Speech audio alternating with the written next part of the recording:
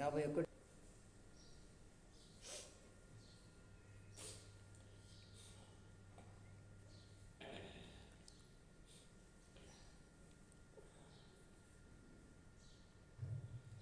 గర్విష్ఠులు నన్ను మిగులు ఆపోషించిరి, అయినను నీ ధర్మశాస్త్రం నుండి నేను తొలగిపోయి ఉన్నాను. యెహోవా పూర్వకాలము నుండి యుండిన నీ న్యాయ విధులను జ్ఞాపకం చేసుకొని నేను ఓదార్పు నొందితిని. నీ ధర్మశాస్త్రమును విడిచి నడుచుచున్నాను. భక్తిహీనులను చూడగా నాకు అధిక రోషము పుట్టుచున్నది. యాత్రికుడనై నేను నా బసలో పాటలు పాడుటకు నీ కట్టడలు నాకు హేతువులాయెను. యెహోవా, రాత్రివేళ నీ నామమును స్మరణ చేయుచున్నాను. నీ ధర్మశాస్త్రమును అనుసరించి నడుచుకొనుచున్నాను. నీ ఉపదేశమును అనుసరించి నడుచుకొనుచున్నాను. ఇదే నాకు వరముగా దయచేయబడి ఉన్నది. యెహోవా, నీవే నా భాగము. నీ వాక్యములను అనుసరించి నడుచుకొనుటకు నేను నిశ్చయించుకొని ఉన్నాను. కటాక్షము చూపుమని నా పూర్ణ హృదయంతో నిన్ను బతిమలాడుకొంచున్నాను. నీవు ఇచ్చిన మాట చొప్పున నన్ను కరుణింపుము. నా మార్గమును నేను పరిశీలన చేసుకుంటుని, నీ శాసనముల తట్టు మరలుకుంటుని. నీ ఆజ్ఞను అనుసరించుటకు నాకు జాగ్రత్త చేయక తరపడుతుంది. దేవుడు పరిశుద్ధ వాక్యం దీవిస్తున్నాడు. ఆమేన్.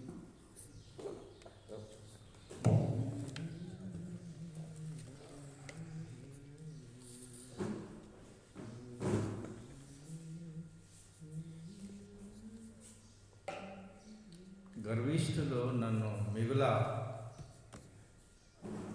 అపహసించిరి. గర్విష్ఠులు వాళ్ళు, గర్విష్ఠులు. ఇది మొట్టమొదటి ఈ దేవునికి కోపం వచ్చేది ఇదే, గర్విష్ఠు. సాతానుకు గర్వం వచ్చింది. వాడు మంచివాడు, కెరూబులలో ఒకడు. కెరూబులలో ఒకడు. 115, 50, 51 నుంచి 60 వరకు. ఈ గర్విష్ఠుడు వాడు సాతానుడు, వాడు ఈ మనుషులలో పెట్టినాడు అన్నట్టు గర్వాన్ని. గర్వాన్ని పెడితే వాళ్ళు ఎప్పుడూ అపహసిస్తారు. ఆయనను నీ ధర్మశాస్త్రం నుండి నేను తొలగిస్తున్నాను. ధర్మశాస్త్రము అని అంటే 613 ఆజ్ఞలు మనం నెంబర్ వేసుకుంటాం. అదే ధర్మశాస్త్రం అంటే 5 పుస్తకాలు: ఆది కాండము, నిర్గమ కాండము, లేవే కాండము, సంఖ్యాకాండము, ద్వితీయోపదేశ కాండము. ఇది చాలా ముఖ్యమైన ప్రాముఖ్యమైన గ్రంథం అన్నట్టు, ధర్మశాస్త్ర గ్రంథము. ఈ మిలేనియంలో అంటే మిలేనియం అని అంటే క్రీస్తు 1000 ఏళ్ళ పరిపాలనలో ఈ ధర్మశాస్త్రమే ఉంటుంది మనకు. ఈ ధర్మశాస్త్రాన్ని అనుసరించేది. దాని నుండి నేను తొలగిపోయి ఉన్నాను అని, తొలగిపోలేదని చెప్తున్నాడు. యెహోవా పూర్వకాలము నుండి ఉండిన నీ న్యాయ విధులను జ్ఞాపకం చేసుకొని ఓదార్పు నొందుతుంది. న్యాయ విధులు అని అంటే ఏంటిది? జడ్జిమెంట్. న్యాయంగా ఉంటుంది అది జడ్జిమెంట్. అవి ఎట్లా అనంటే జడ్జిమెంటు ఇప్పుడు ప్రతి దేశానికి జడ్జిమెంటే ఉన్నది. ఈ యొక్క వరదలు వస్తున్నవి, భూకంపాలు వస్తున్నవి, అగ్ని వస్తున్నది, కరువు వస్తున్నది, పాండమిక్ అంటే ఈ రోగాలు వస్తున్నవి. ఎంత దారుణమైన పరిస్థితులు దేశాలలో ఉన్నవి అంటే చాలా దారుణమైనవి. అవి ఎందుకు వస్తున్నాయంటే న్యాయ విధులను బట్టి. నీ న్యాయ విధులను జ్ఞాపకం చేసుకోవాలి మనం. ఈ దేశంలో కరువు ఉన్నది, మన దేశంలో కరువు ఉన్నది, మన దేశంలో వరదలు వస్తున్నాయి, మన దేశంలో అడవులు తలగబడుతున్నవి, మన దేశంలో చెట్లు విరిగిపోతున్నాయి. 50,000 చెట్లు ములుగులో, తెలుసా మీకు? 50,000 చెట్లు మార్చిలో, మొన్ననే మార్చి మాసంలో జరిగింది. ఒక నైటే 50,000 చెట్లు ఇరిగిపడ్డాయి. అవి ఎందుకని దేవుని యొక్క తీర్పు అది. నీ న్యాయ విధులను జ్ఞాపకం చేసుకొని ఓదార్పు నొంది తిని అని అంటున్నాను. నీ ధర్మశాస్త్రం నువ్వు విడిచి నడుచుచున్న భక్తిహీనులను నేను చూడగా అధిక రోషము పుట్టుచున్నది. నాకు పుట్టుచున్నది. అధిక రోషము పుట్టాలన్నట్టు ఈ ధర్మశాస్త్రాన్ని విడిచిన వారు. అది ఈ ధర్మశాస్త్రము ఈ విడిస్తే వ్యభిచారులే అవుతారు అన్నట్టు, దొంగలే అవుతారు, దోచుకొని వారు అవుతారు, లోబులు అవుతారు. ధర్మశాస్త్రము అంత విడిచిపెడితే కథం, అంతేగా, విడిచిపెడితే కథం. లోక సంబంధమైన విషయాలలో దాఖలు అయిపోతుంది. అవును. యాత్రికుడనై నేను నా బసలో పాటలు పాడుటకు నీ కట్టడలు నాకు హేతువుగా యాత్రికుడను అని అంటే మనం ఒక యాత్రనే. అది కానీ వాళ్ళు ఏం చేసేవారు అంటే ఏ దేశంలో ఉన్నా కూడా 3 సార్లు వాళ్ళు యెరూషలేము పట్టణానికి వెళ్ళి రావాలి, కంపల్సరీ రావాలి. యూదులు యూదులు వాళ్ళు ప్రయాణమై పోవాలన్నట్టు. పోతుంటే ఆయన కట్టడాలు బసలు అని అంటే ప్రయాణం వాళ్ళ ప్రయాణంలో పాటలు పాడుటకు నీ కట్టడలు హేతువులు. ఆయన కట్టడలు అని అంటే మన దినంలో ఎట్లా నడుచుకోవాలి అనేది కట్టడ. మన మ్యారేజ్ ఎట్లుండాలి, మన భార్యలు ఎట్లుండాలి, మన పిల్లలు ఎట్లుండాలి, మన తల్లిదండ్రులు ఎట్లుండాలి అనేది కట్టడలు నాకు హేతువులాయన. యాత్రికుడనై నేను నా బసలో పాటలు పాడుటకు నీ కట్టడలు హేతువులాయ. అంతే, అట్లనే ఉంటుంది మాట. మనం పాటలు పాడుతున్నాము అంటే ఆయన కట్టడలే.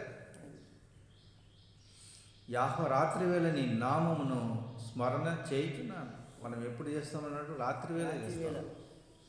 రాత్రి వేళ ఎంత బాగుంటుందంటే ఆకాశంలో చూసినప్పుడు, ఆ యొక్క చంద్ర నక్షత్రములను చూసినప్పుడు బాగుంటుంది. అది ఎక్కడ రాసి పెట్టినదంటే 19వ కీర్తనలో రాసి పెట్టినది. ఏమని 19వ కీర్తనలో నీ ఈ 19వ కీర్తన చదువు ఆయన 1వ వచనం.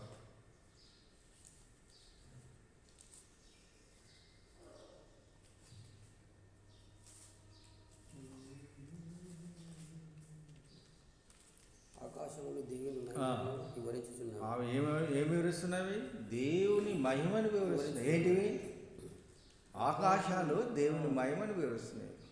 ఎప్పుడు రాత్రి ఆయన చేతి పనిని ప్రచురం చేయించినవి. ఏం చేస్తున్నవి? చేతి పనిని ప్రచురం చేస్తున్నవి. ఎప్పుడు మనం ఆకాశాన్ని చూసినప్పుడు రాత్రి వేళ చూస్తున్నానంట ఆయన. చదువు. పగటికి పగలు బోధ చేస్తున్నవి. తెలుస్తున్నవి. అది బోధ చేస్తుంది. రాత్రికి బోధ చేస్తుంది. దానికి మాటలు లేవు, భాష లేదు, స్వరం వినపడదు. వాటి స్వరము వినపడదు. వాటి కులమానములు భూమి అంతటా వ్యాపించి ఉన్నది. వాటి కులమానము అని అంటే ఏంటిది? ఏంటిది కులనూలు అంటే ఏంటిదా? ఏమోనే ఎదురుబద్ద కొలత కోసేది కర్ర 3 ఫీట్ల. అదేంటిదంటే ఈ కులమానం అంటే ఈ యొక్క కెనాన్ అని అంటే ఈ యొక్క ఈ 66 పుస్తకాలని మనం ధ్యానించాలని తెలియజేసేదే అది కొలబద్ద అంటారు దాన్ని. కొలబద్ద ఏంటిదంటే ఆది కాండం నుండి ప్రకటన వరకే, అంతే. మన అదే కొలబద్ద అన్నట్టు. లోక దిగంతముల వరకు వాటి ప్రకటనలు బయలువెళ్ళుచున్నవి. మనం ఈ ప్రకటన చేయాల్సిన అవసరమే లేదు. మనుషులకు చెప్పాల్సిన అవసరమే లేదు. అవే చెప్తాయి. అవే వాటిలో ఆయన సూర్యునికి గుడారం వేసిన అతడు తన అంతఃపురములో నుండి బయలు వెళ్ళి పెళ్ళు కుమారుని వలె ఉన్నాడు. సూర్యుడు ఎట్లా వస్తాడో అది తూర్పు నుండి పడమటకి ఎట్లా వస్తాడో అట్లా ఆయన వస్తున్నాడు. ఇంక చదివే. సూర్యుడు పరిగెత్తి ఉల్లాసించినట్లు ఆ. తన పంతము నందు పరిగెత్తు ఉల్లాసించుతున్నాడు. అతడు ఆకాశమున ఈ దిక్కు నుండి ఈ దిక్కు నుండి బయలుదేరి ఆ దిక్కు వరకు దాన్ని చుట్టి తిరిగి వచ్చుతున్నాడు. అతని వేడిమికి మరుగైనది ఏదీ లేదు. సూర్యుడికి ఏది మరుగులేదు. ఇప్పుడు ధర్మశాస్త్రం గురించి చెప్తాడు. యెహోవా నియమించిన ధర్మశాస్త్రము యథార్థమైనది. అది ప్రాణమును తెప్పరిలా చేయును. శాసనములు నమ్మదగినవి. అది బుద్ధిమంతులకు జ్ఞానము పుట్టిస్తుంది. ఇక చదువుతుంటే అది చాలా పెద్ద కీర్తన, అది చాలా మంచి కీర్తన. అది ఎంత ధ్యానం చేస్తే అంత జ్ఞానం పెరుగుతుంది. యెహోవా ఉపదేశములు నిర్దోషమైనవి, అవి హృదయమును సంతోషపరుస్తుంది.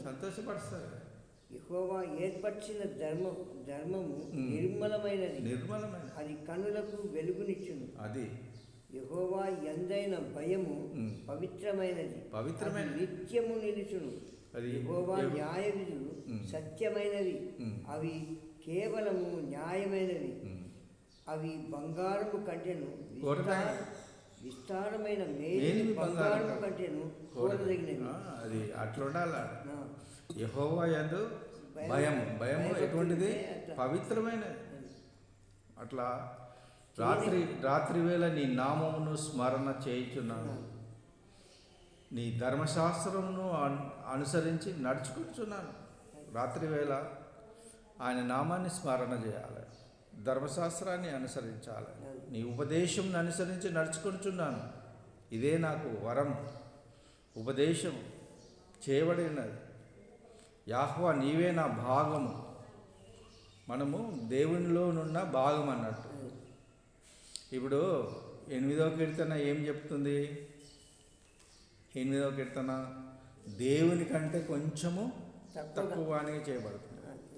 ఈ ఎబ్రీ పత్రికలో అది తప్పు. అది దేవుని దూతల కంటే తక్కువ చేయబడడం కాదు, మనం దేవుని కంటే తక్కువ చేయబడ్డాం. దేవుని కంటే నువ్వు కొంచెం తక్కువగా అది ఎబ్రీ పత్రికలోకి వచ్చడానికి దేవదూతలు అన్నారు. దేవదూతలు రాంగ్. అది దేవదూతలు అనేది రాంగ్.